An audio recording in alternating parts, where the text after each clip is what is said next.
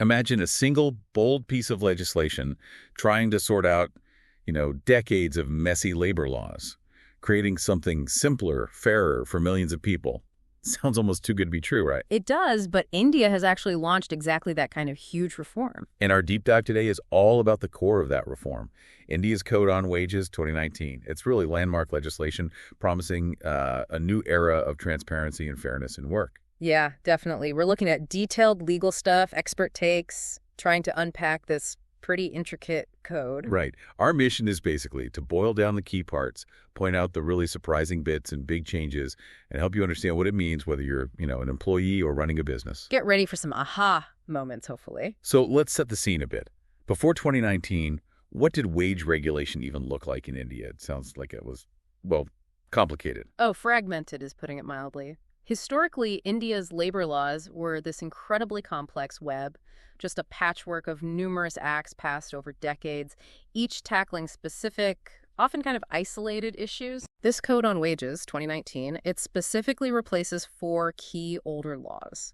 You had the Payment of Wages Act from way back in 1936. Wow, 1936. Yeah. Then the Minimum Wage Act of 1948, the Payment of Bonus Act from 65, and the Equal Remuneration Act from 1976. That's a lot of separate laws, some nearly 100 years old, trying to govern a modern economy. So what was the main push? Why did the ministry decide to bundle all this together? Well, the goals were kind of multi-pronged. They wanted to make it easier to do business. That's always key for investment and jobs. Sure. But also, critically, to protect the interests of both workers and employers. And this Code on Wages, it's actually just the first of 4 big labor codes. The whole idea is to simplify, merge, and streamline all the central labor laws. It's a massive overhaul. That is a really ambitious vision. Yeah. So what's the core promise of this specific code, the wages one? Who really benefits the most here? The main promise is universal minimum wage and timely pay. It's about extending that legal protection from maybe 40% of the workforce to, potentially 100%. 100%. That's huge. It's massive, especially for India's nearly 50 crore, that's 500 million workers in the unorganized sector, people who often had very little protection before. Wow. It's about ensuring their, quote, right to sustenance. And the knock-on effect is boosting the economy too, through more purchasing power. It's potentially transformative for a huge number of people. Okay, that move to universal coverage, that really does sound like a fundamental change. So let's peel back the layers a bit. What are the basic building blocks? How are wages and employment actually defined now? Right, good place to start. The most significant change is its universal application. This code applies to all employees and all employers, across all types of establishments. Doesn't matter about wage ceilings or what sector you're in. So no more loopholes based on company size or industry. Pretty much. It's a huge departure from the old acts, which often had specific thresholds or only covered certain scheduled employments. This simplifies things dramatically. Okay, that clarity is helpful. Now, defining wages itself, that can get tricky. How has the code tackled that? It defines the core components quite clearly. Basic pay dearness allowance, that's like a cost of living adjustment and retaining allowance. Okay. But then it also lists things that are excluded from this core definition. Stuff like statutory bonuses, the value of company housing or utilities, your provident fund contributions from the employer, travel allowances. Right, the usual extras. Exactly. House rent allowance, overtime, commission, gratuity, retrenchment compensation. Those are all generally excluded from the basic wage definition. Now, I'm already thinking, historically, weren't some companies maybe a bit clever about this? Yeah. Loading up on allowances to keep the wage component low, affecting things like bonuses. You've hit on a key point. And yes, the code has a direct answer for that. This is where the really interesting 50% rule comes in. It's a real game changer. The 50% rule. Tell me more. Okay, so like you said, previously an employer might pay a low basic wage and inflate allowances. Your total pay might look okay, but things like your gratuity or bonus, which are often linked to that wage component, would be calculated on a lower base. Kind of, yeah. So the code says if the total of all those excluded items, the allowances, HRA, travel, etc., if they add up to more than 50% of your total remuneration, then the amount over that 50% mark gets added back into your defined wages. It's deemed to be part of your wages. Ah, I see. So what's the real-world impact for me, the employee? What does that actually mean?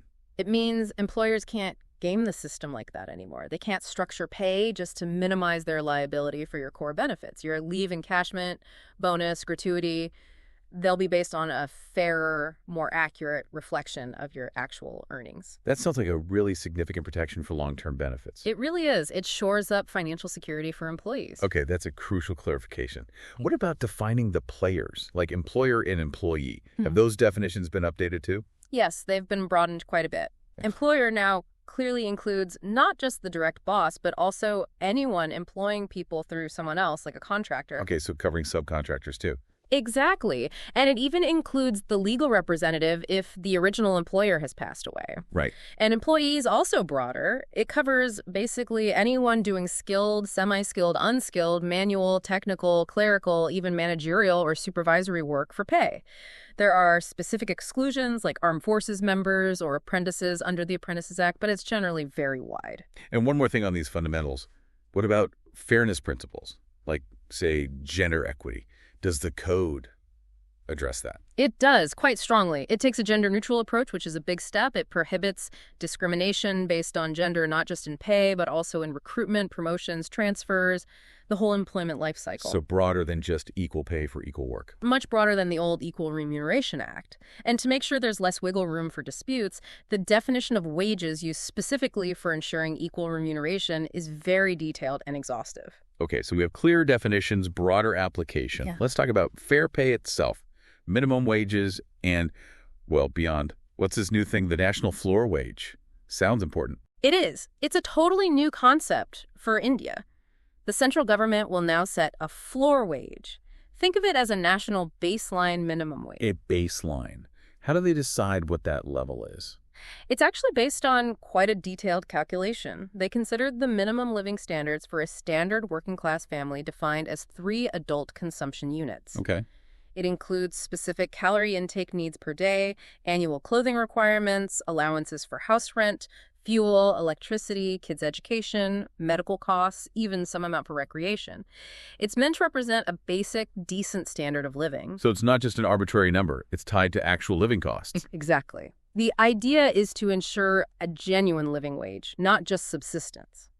So what does this floor wage mean in practice if I'm working in one state versus another? It means state governments cannot set their own minimum wages below this national floor. It's the absolute minimum. Right. And if a state's current minimum wage is already higher than the national floor, they can't reduce it. They have to maintain that higher level. Ah, okay. So it prevents a race to the bottom, but allows states to be more generous if they choose. Precisely. It creates a consistent safety net across all geographical areas, cities, towns, rural areas, and for different skill levels, too, from unskilled right up to highly skilled. That makes sense.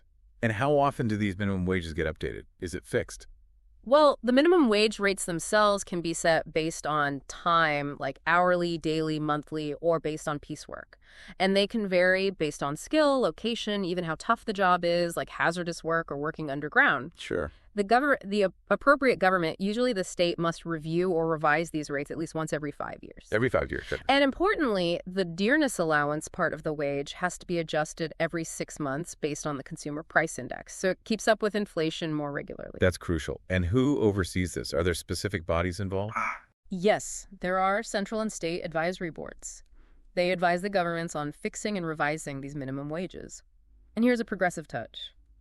The code mandates that at least 1/3 of the members on these boards must be women. That's a good step for representation. Okay, moving slightly beyond the wage rate itself. Yeah. What about working hours and overtime? The code sets rules for a normal working day, including rest breaks, and mandates a weekly day off. Standard stuff. Yes. But the crucial part for many workers is overtime. The code explicitly says that if you work beyond the normal daily hours, you must be paid at a rate of not less than twice your normal wage rate. Double time. Clear rule. Very clear. And there's another interesting point. If an employee works less than the normal hours on a given day, they're still entitled to the full day's wages, unless the reason they didn't work the full hours was their own unwillingness. Ah, okay. So protection against arbitrary deductions if work isn't available, for instance. Exactly. It protects the worker if the shortfall isn't their fault. All right. So we've covered how much you get paid, the minimums.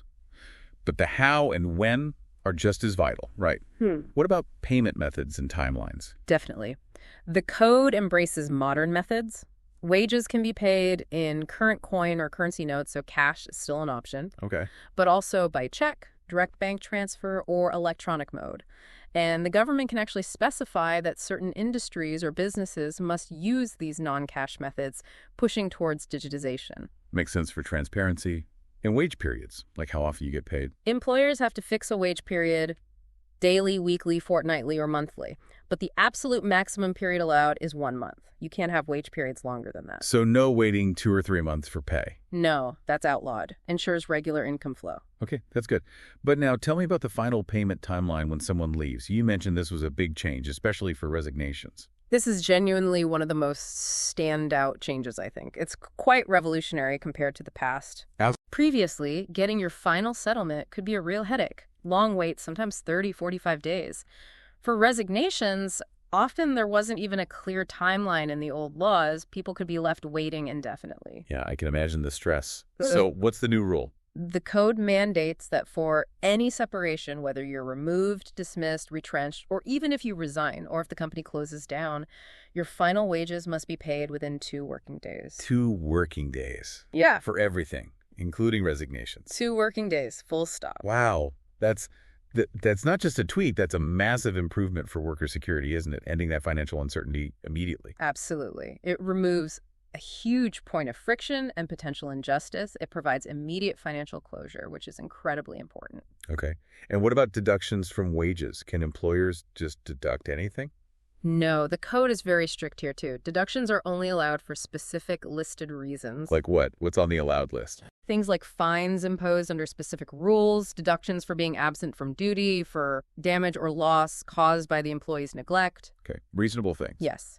Also, for house accommodation or amenities provided by the employer, recovery of advances or loans given, income tax, required contributions to Social Security like Provident Fund, payments to cooperative societies with employee authorization, trade union membership fees, Right. and contributions to the Prime Minister's National Relief Fund if authorized. It's a defined list. Is there a limit on how much can be deducted in total? Yes, and this is crucial.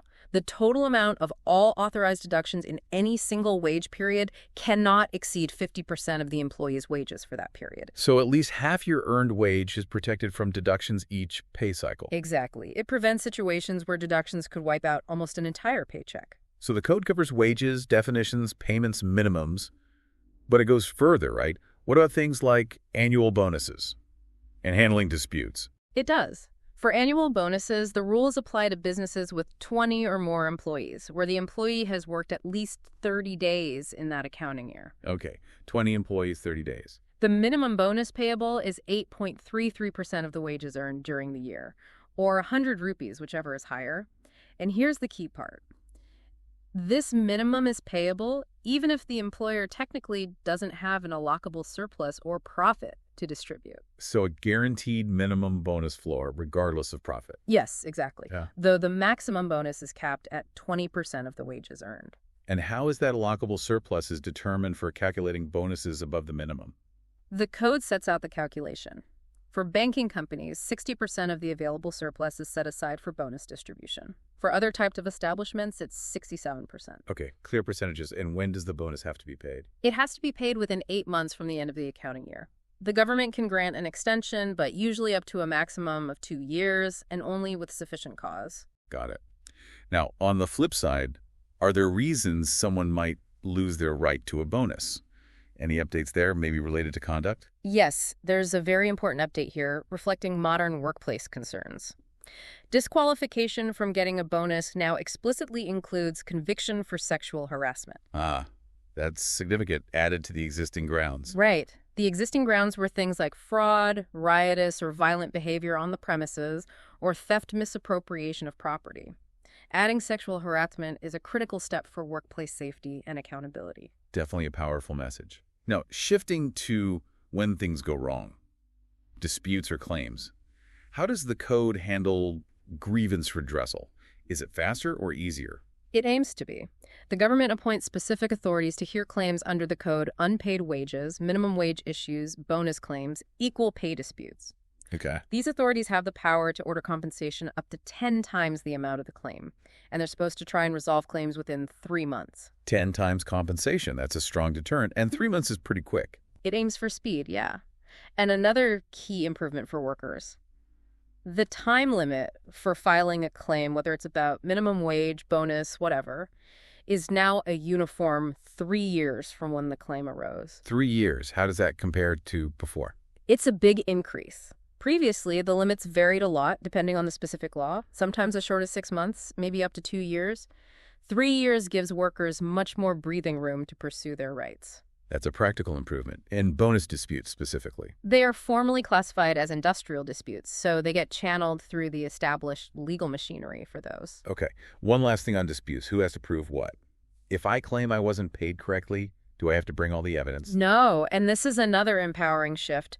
The burden of proof for showing that wages or bonus were paid correctly or that deductions were authorized rests squarely on the employer. So the employer has to prove they followed the law, not the employee proving they didn't. Exactly. It makes it much easier for an employee to bring a claim forward without being immediately overwhelmed by the need for extensive documentation, which the employer usually holds anyway. This code really seems comprehensive. It's not just setting rules, but also thinking about how they're enforced.